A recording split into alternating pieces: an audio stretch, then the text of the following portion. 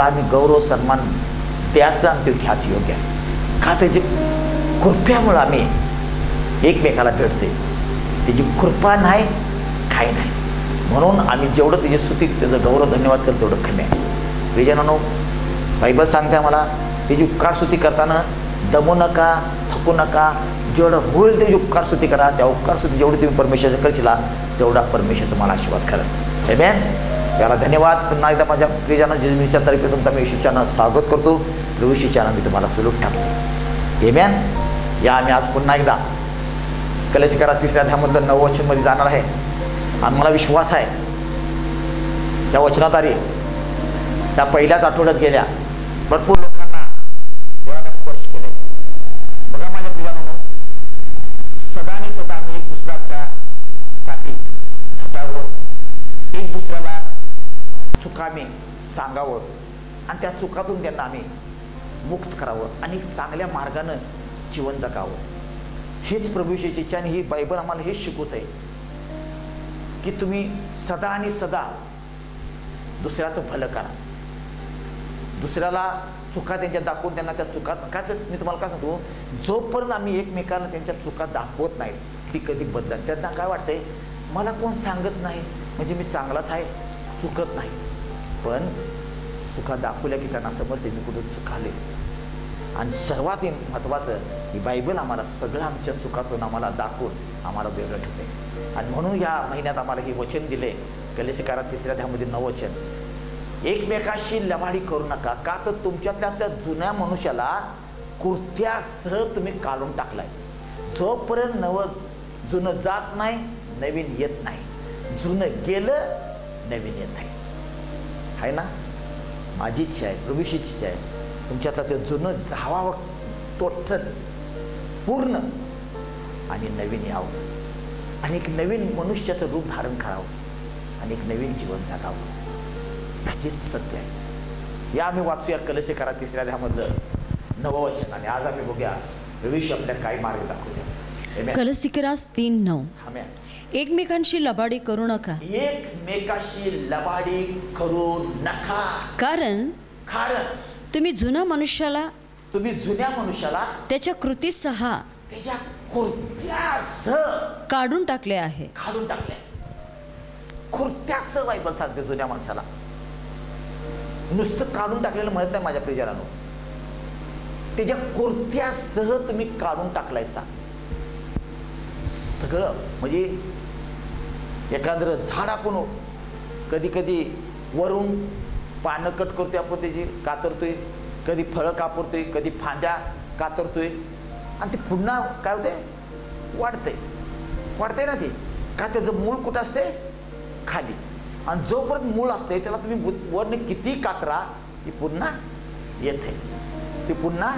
येते तसं आमच्या जीवनात वरच्या वरनं आम्ही काढून टाकलं तर ते जे मूळ आहे आमच्यात ते आम्हाला पुन्हा त्या जुन्या मार्गात नेते म्हणून आज आम्हाला बायबल सांगते की ते जुन्या मनुष्याला तुमच्या कृत्यासट म्हणजे ते झाड जोपर्यंत आपण उपटून टाकत नाही तोपर्यंत त्यातलं ती परत फाद्या वाढत नाहीत आणि ती फळ देत नाही। आता आपण उदाहरण बघतोय आता दिवस आहेत कापणीची सगळी कापणी दुधाळीची कापणी होत्या गव्हाची कापणी होत्या भाताची कापणी होत्या ना हां पण तुम्ही बघा जुंधळ्याची कापणी झाली की पुन्हा जुंधळा तिथं येत नाही गव्हाची कापणी केली पुन्हा गहू येत नाही हां तांदळाची कापणी केली तांदूळ पुन्हा येत नाही बरोबर ती कापली पण ऊस बघा ऊस 3 वेळा मला माहिती आहे तेवढं सांगतो मी काय शेतकरी नाही पण मला जेवढं ऊस 3 वेळा येते आणि 4थ्या वेळेला ती काय करते जोपर्यंत ती पूर्ण बुंदा काढून टाकत नाहीत तोपर्यंत ऊस देत राहते म्हणून काय करतात 3 वेळा आल्यानंतर 4थ्या वेळेला त्याला बुंद्या काय करतात त्या ऊसाचा मुळातनं काढून टाकतात त्याला आपण खोडवं म्हणते ती खोडवं होते आणि खोडवं झाल्यानंतर मग दुसरा ऊस लावायला लागते मग ती येते तसं आमच्या जीवनात नाही वरच्या वर काढून टाकून काय होत नाही माझ्या प्रियजनांनो ती पुन्हा पुन्हा होते पुन्हा येते आपल्याच्यात मग आम्हाला इथं बायबल होते त्या जुन्या मनुष्याला तुमच्यातला पूर्ण उकडून टाकून द्या पुन्हा तो जुना स्वभाव येऊ नये, पुन्हा तो जुना स्वभाव येऊ नये. मी का तुम्हाला उदाहरण दिले, भरपूर फळ आहेत आपण बघतोय अशा जमिनीत उगवणारे. जमिनात काय काय उगवते ते पण आहेत ना, गाजर उगवत्यात, शेंगा उगवत्यात. त्या शेंगा पण वर न काढता येत नाही, त्याला पूर्ण मुळासकट काढायला लागतात, आहे का नाही. गाजरला पण आपण वर गाजर येत नाही, गाजर कुठं खाल पूर्ण उपटून ती पुन्हा येत नाही. आज माणसाच्या जीवनात काय पुन्हा तेच का त्यानं ते आपला जुना मनुष्य पूर्ण काढून टाकलेला नाही त्यानं. तो वरून नुसतं म्हणते मी आता हे करणार नाही, मी हे सोडणार, मी पुन्हा त्याच्यात जाणार नाही, मी पुन्हा असं करणार नाही. लई लोक शिकतात, पण जसं जीवन जातील काही परिस्थिती समस्या पिढा आली पुन्हा त्या गोष्टीला जातात. काय काय लोक म्हणतात बघा मी बदललोय, मला पुन्हा त्रास द्यायचा नाही ना, तर मी पुन्हा त्या जुन्या ह्याच्यात जाणार. बघा बोलत्यात लोक असे, किती मोठी चूक आहे. म्हणजे याचा अर्थ समजतंय हिने त्या जुन्या मनुष्याला काढून टाकलेलं नाही, हिने वरनं फक्त काय झालंय काढले सगळं, पण आत तो वाढालय, तो वाट बघायला लागलाय कवा काय होईल पुन्हा मी त्या मार्गात जाय. किती तर लोकांनी मला माहित आहे दारू सोडतो म्हणून सांगतात, आमच्याकडे प्रार्थना करून घेतात, मी आता पुन्हा दारू करणार नाही, मी पुन्हा व्यसन करणार नाही. आणि जसं दिवस जात्यात थोडा आम्ही बघतोय त्या लोकांना ते परत दारू. आम्ही विचारलं तर काय नाही, काय तर समस्या आली म्हणजे अर्थ काय मनानं ती काढलेल्या आत न काढ. माझ्या प्रियनं ही लई घातक गोष्ट आहे आमच्या जीवनात. आमचा जुना मनुष्य जोपर्यंत आतून बाहेर कोण जात नाही तोपर्यंत आम्ही नवीन होत नाही. त्या वचनाच्या मध्ये त्या कलशकारात 9 वचन आपण वाचलं, 10वें वचन मध्ये सांगते तुम्ही जुना मनुष्य काढून एक नवीन मनुष्याला धारण केलेला आहे तुम्ही. आणि ते कुणाचं उदाहरण दिले आहे, प्रभू येशूचं उदाहरण दिले, तुम्ही त्याचं रूप धारण केलायसा. आता मी आज तुम्हाला त्याचं सांगते, जर प्रभू येशूचं रूप आम्ही धारण केलंय तर आमचं जीवन कसं पाहिजे, प्रभू येशू सारखं पाहिजे. बघा 10 वचन काय म्हणते, कलसीकरास 3:10. आणि जो नवा मनुष्य आपल्या निर्माणकर्त्याच्या प्रतिरूपाप्रमाणे, बघा आपल्या निर्माणकर्त्याच्या प्रतिरूपा म्हणजे येशूच्या प्रतिरूपानं पूर्ण ज्ञानात नवा केला जात आहे, त्याला तुम्ही धारण केले आहे. धारण केलेला आहे पूर्ण त्या तुम्हाला आणि मला केलेला प्रतिरूपाचा रूपानं, त्या जीवन देवाच्या प्रभूशीच्या रूपानं तो जसा होता तसा म्हणा. आणि आम्ही काय केलंय त्याला आम्ही धारण केलेलं आहे. मग आमचं जीवन कसं पाहिजे, त्याच्यासारखं पाहिजे, त्याच्यासारखं गुण पाहिजे. काय काय बघा जगात म्हणतात ना, काय हो तुमचा मुलगा तुमच्यासारखा दिसतो हो, काय हो तुमची मुलगी तुमच्यासारखी दिसते हो, म्हणतात ना कसं कसं. हा म्हणतात कधी कधी, काय हो तुमचा मुलगा तुमच्यासारखंच बोलते हो, काय तुमची मुलगी तुमच्यासारखीच बोलते हो.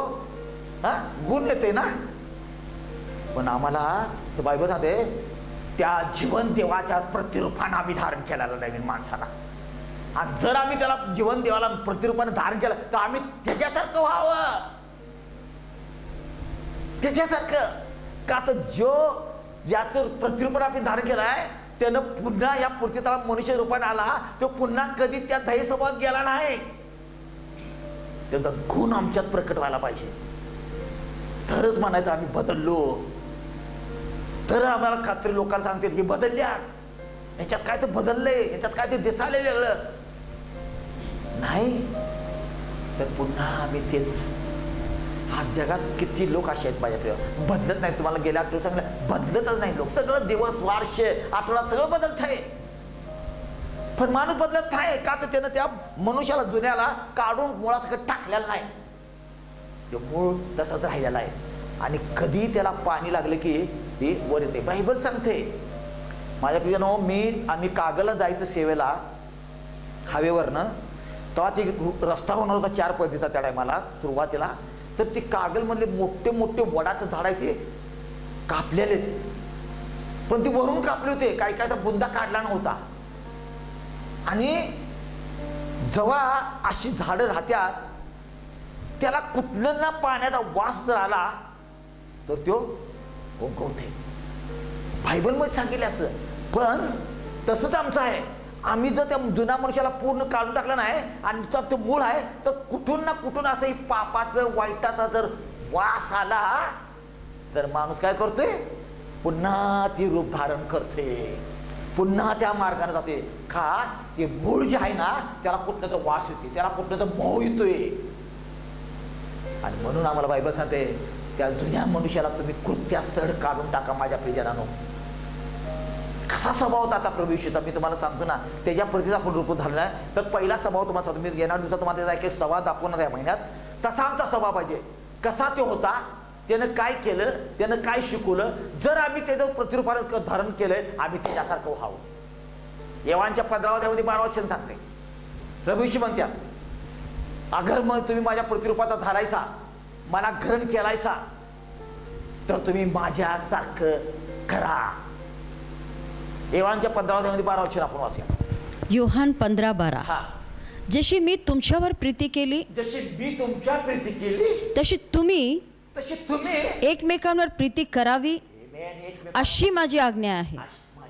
आता ज्याला आपण धरण केलंय, या कलेसकरा 3:10 मध्ये आपण वाचल्यावर ना, त्या जीवन देवात या पृथ्वीवर आम्ही भरण केलं, त्याला आपल्याला पांढरून, तर आम्ही त्याच्यासारखं. त्याने काय म्हटलंय, मी जशी तुमच्या एकामेकांवर प्रीती केली तसं तुम्ही एकामेकांवर प्रीती करा, ही माझी आज्ञा आहे. हा पहिलाच भाग आहे देवाचा. प्रभू येशूचा हा पहिली सेवा हीच आहे, तुम्ही एकमेकावर प्रीती करावी, का तर मी तुमच्या प्रीती केलेल्या आहे. जग परिचित वचन आहे ना, सगळ्याला माहित आहे ना. योहान 3:16 मध्ये त्याने जगावर एवढी प्रीती केली की स्वतःच्या पुत्राला दिला. प्रभू येशू म्हणतोय, जर मी तुमच्या प्रीती केल्या तसं तुम्ही एका प्रीती करा, ही माझी आज्ञा आहे. आणि हे आज सांगतो तुम्हाला, ऐका, जर तुम्ही एकामेका प्रीती केली नाही, तुम्ही एकामेकाशी लवाडी करणार नाही, तुम्ही एकामेकाला फसवणार नाही, तुम्ही एकामेकाचा दोष काढणार नाही, तुम्ही एकमेकाचा निंदा करणार नाही, तुम्ही एकमेकाला चालू सांगणार नाही, का तर तुम्ही जी एकामेका प्रीती करतात त्याच्या विरुद्ध ती वागत नाही. हे सत्य आहे. इथं पुस्तक बायबलमध्ये नीतिसूत्र 17व्या अध्यायामध्ये एक वचन आपण वाचायचं आहे. त्यात 9वं वचन सांगते, प्रीती काय करते. आज लक्षात ठेवा, तुमचा जुना मनुष्य जो कृत्याकडून टाकायचा असेल पहिला काढून, तर पहिला तुम्ही प्रीतीने भरला पाहिजे. का तर जेव्हा तो माणूस जुना जातोय कृत्याचं, पहिला आमच्यात प्रीती यायला पाहिजे. प्रीती आम्हाला टोटल बदलते, आमचं जीवन बदलते, आमचं विचार खूर्ती बदलते. लोक बघून म्हणा त्यांच्या काय बदल झालाय.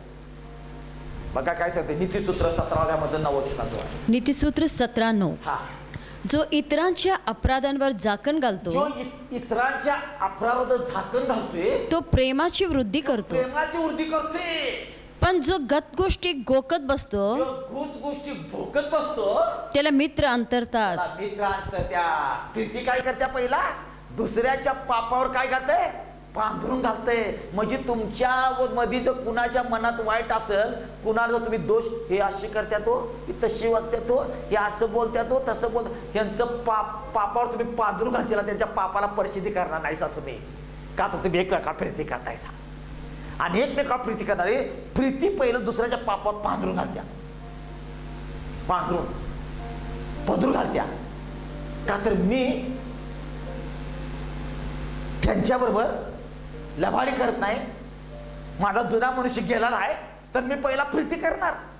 पहिला प्रीती यायला पाहिजे तुमच्यात. जुना गेला की पहिला प्रीती येत्या. आणि ते सगळ्या वाईट गोष्टीला काय करत्या, झाकण घालत्या. नाही, सगळे एकमेकावर खुरखुर करतात.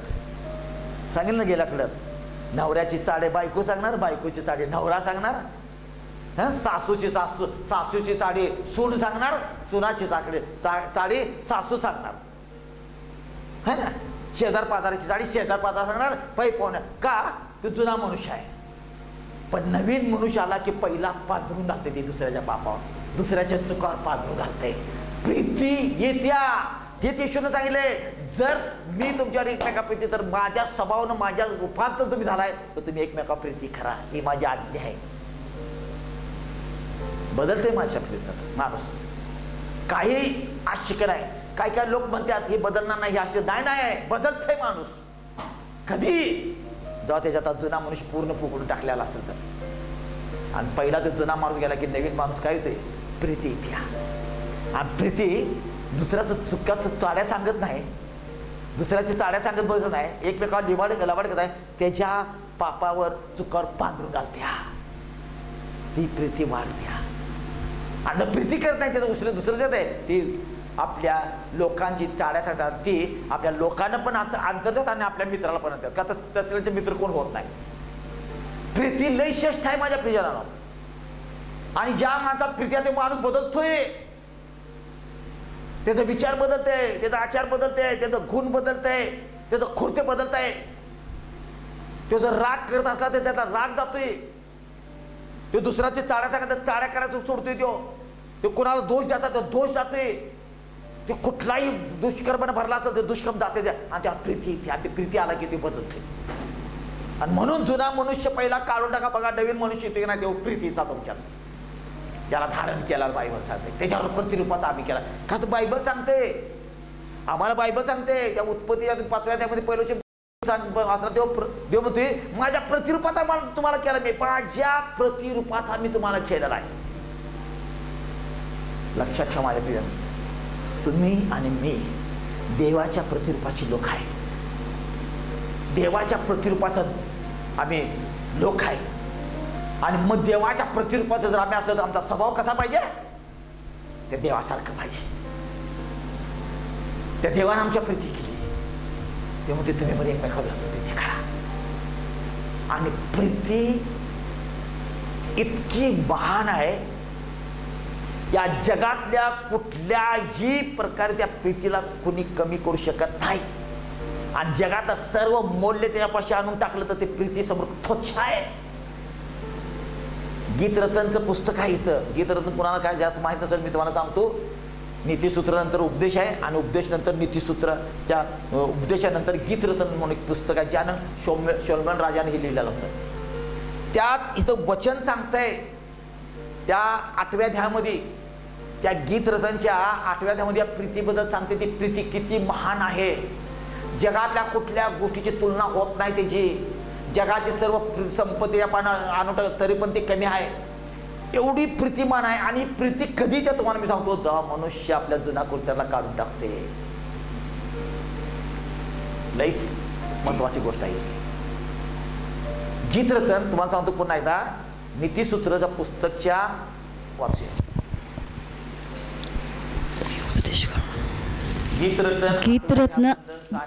गीतरत्न 8वा अध्याय 6 आणि 7.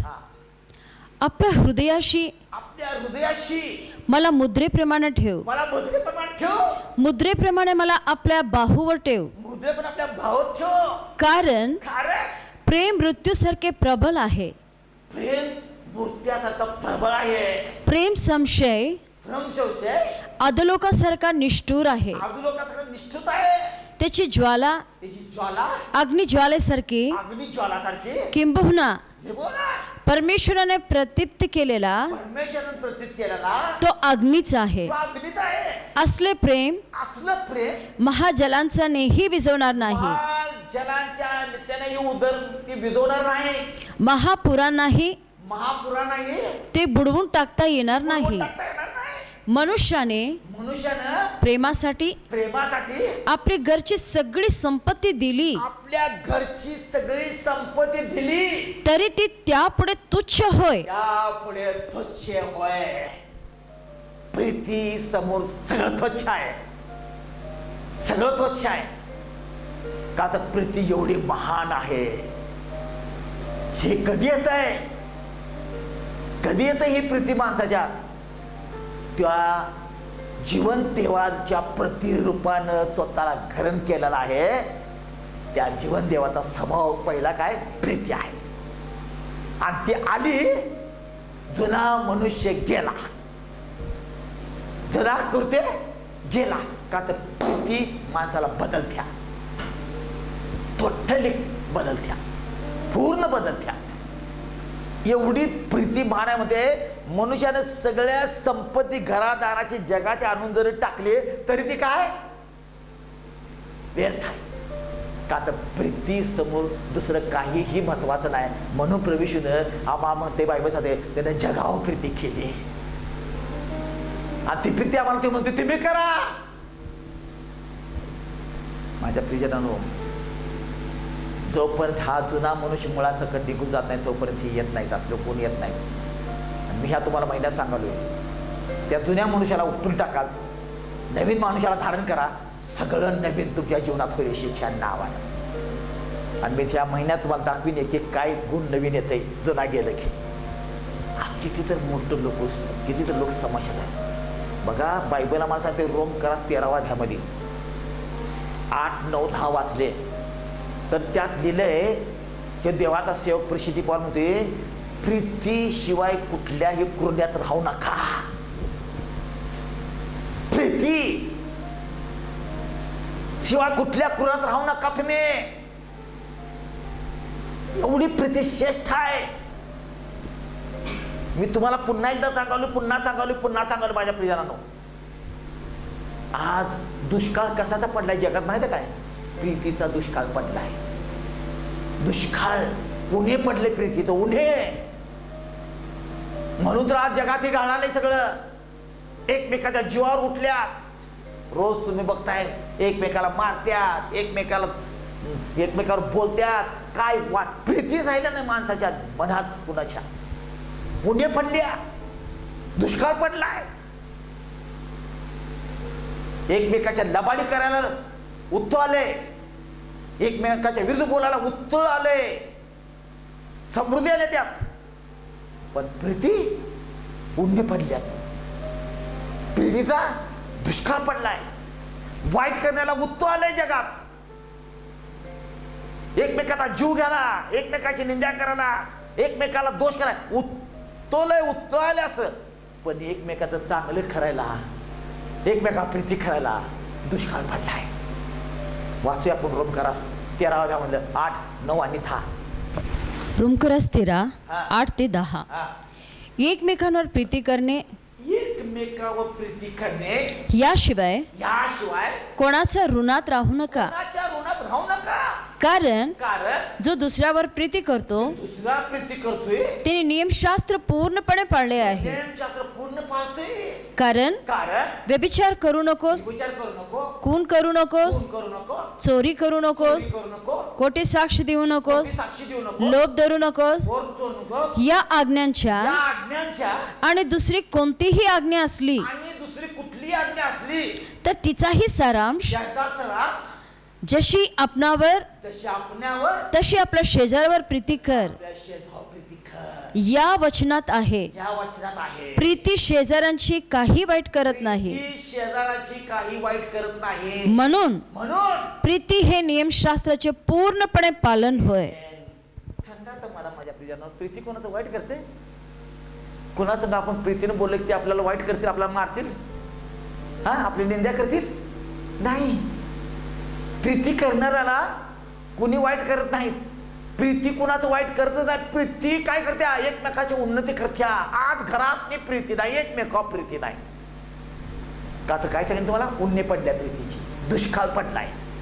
नुसतं एकमेकाला दोष द्याला, एकमेकाच्या विरुद्ध चाड्या सांगायला, एकमेकाच्या लबाड उत्तर आले. काय सांगते? हे सगळं आहे ना आज्ञा.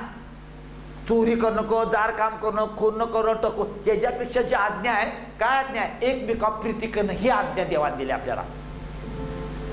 का तर प्रीती कुणाची वाईट करत नाही, ना शेजाराची, ना पाजाराची, ना तुमच्या समोरच्या, तुमच्या मागाची. कुणाची वाईट करत नाही. प्रीती उन्नती करते. प्रीती माणसाचं जीवन बदलत आहे. प्रीती माणसाचं निराशापन्न माणसाला उठवत आहे, उन्नती करत्या. श्रेष्ठ आहे.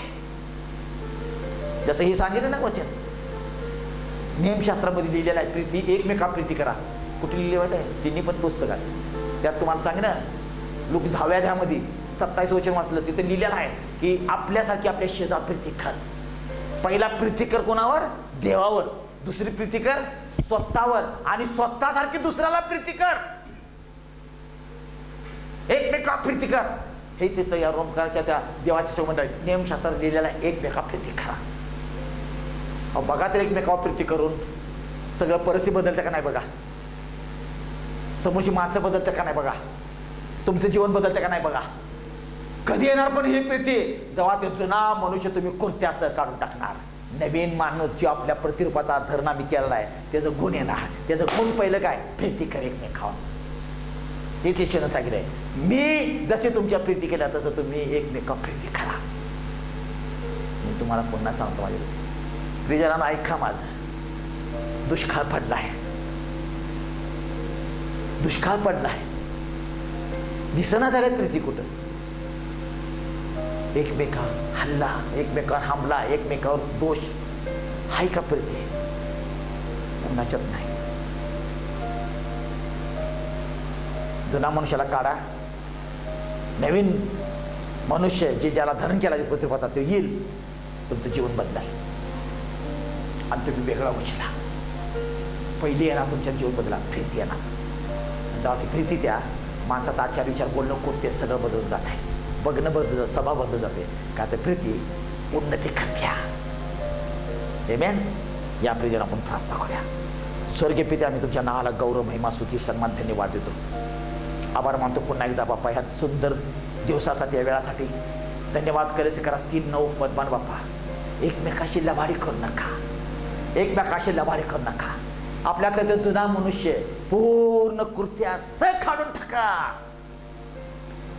जेव्हा ते जुना मनुष्य जाईल, नवीन ज्याला तुम्ही तुमच्यात त्याच्या प्रीतीरूपात तुम्हाला मला केले तेव्हा आमच्यात येईल. आणि तेव्हा आला की पहिलं प्रीती येणार. कारण जण त्यानं एकमेका प्रीती केलेला आहे, तसं ते म्हणते तुम्ही पण एकमेका प्रीती करा. आणि बायबलला सांगते मला, प्रीती कधी कुणाचं वाईट करत नाही. आणि बायबल सांगते प्रीतीच्या कुणाशिवाय कशात राहू नका. जेव्हा तुमच्यात ते जमीन मनुष्य तुम्ही धारण केलेला येईल, तुमच्यात ते पहिला प्रीती येईल. आणि प्रीती आली, तुमचं सर्व जीवनाची बदल होईल. तुमचं पहिला आचार विचार बदलेल. तुमच्या मनात सगळं वाईट जाईल. का तर प्रीती कोणाचं वाईट करत नाही. आणि प्रीती एवढी श्रेष्ठ आहे, जगाची सगळी संपत्ती जर आणून त्या पाशी टाकलं की तोच आहे त्या प्रीतीसमोर. काही व्हॅल्युएशन नाही. का तर प्रीती श्रेष्ठ आहे. आणि म्हणून प्रभूने आमच्या प्रीती केलेला आहे. आणि आम्हाला सांगितले तुम्ही पण एकमेकांना प्रीती करा. आभार मानतो बा तुमच्या कृपेसाठी, त्यासाठी आभार मानतो. या प्रत्येक प्रियजनासाठी ज्या तुमचं वचन ऐकलंय माझ्या देवा, स्पर्श करायची इच्छा नावानं स्पर्श करा. कुणी नुसतं फक्त ऐकायला नसावं, तर बाबा ते वचन स्वीकारावा आणि आपलं जीवन बदलावं. आणि या पृथ्वीतला एक महान कृत्य आहे, जे आहे ती प्रीती आहे. ही येऊन द्यायच्या जीवनात. का त्या पृथ्वीत दुसरं काय नाही. का तर आम्ही आज बघतोय जगात दुष्काळ पडलेला आहे प्रीतीचा, उन्हे पडलेला आहे प्रीतीचा. का तर सर्वजण एकमेकाच्या जीवावर उठलेले आहेत आणि एकमेकाच्या निंद्या, एकमेकाला चाड्या, एकमेकाचा दोष करायल्यात. आणि त्यामुळे सर्व जगात वाईट व्हायलंय, वाईट घडायलंय रोज रोज. पण जेव्हा प्रीती येईल, परिस्थिती बदलेली शिक्षा नावाने.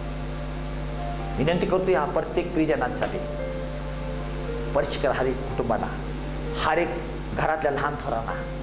कुठल्याही दुसऱ्या कुर्दीत राहू नये, एकमेकाच्या प्रीतीमध्ये राहून त्यात माय देवा. बदल मन. का तुमच्यासाठी सर्व काही शक्य आहे प्रभू येशू. तुमच्या प्रतिरूपाचं तुम्ही मनुष्याला केलेलं आहे. तुमच्या मनानं गुणानं लोकांना भरायशीच्या नावाने प्रभू येशूच्या नावाने आशीर्वाद करतो माय देवा. आज या क्षणी कुणाच्या प्रीतीचा स्वभाव नसेल, कायम मनात दोष न भरलेला असेल, त्यास पूर्ण त्यांना त्या दुष्टपणामध्ये मुक्त करायचे छान नावाने. आणि येऊन देते प्रीतीचा मनुष्य ज्याला धरण केलंय. का तर ते धरण ज्याला केलं ते प्रीती आहे, त्याचं नाव प्रवेश आहे. प्रत्येकाचं जीवन बदलून दे. आनंदी शांतीने सुखाने एकमेकांमध्ये राहू द्यात, एकमेकाला समजून घेतात आणि एकमेकाला परमेश्वराला कायम आदर सन्मान देतात. असं प्रत्येकाचं जीवन बनवा प्रभूशीच्या नावानं. प्रत्येकाला मनपूर्वक आशीर्वाद करून गौरव, महिमा, स्तुती, सन्मान तुम्हाला धन्यवाद देतो. प्रभूशीच्या नावाने प्रार्थना केली म्हणे बाप्पा. Amen, amen, amen. Thank you Jesus. Hallelujah. प्रेम माझ्या प्रिय देव तुम्हाला आशीर्वाद करेल. तुम्ही ह्या पुरते नवीन धारण करा. देव तुम्हाला आशीर्वाद. उद्या पुन्हा भेटूया. तोपर्यंत God bless you. Amen, amen. Thank you Lord.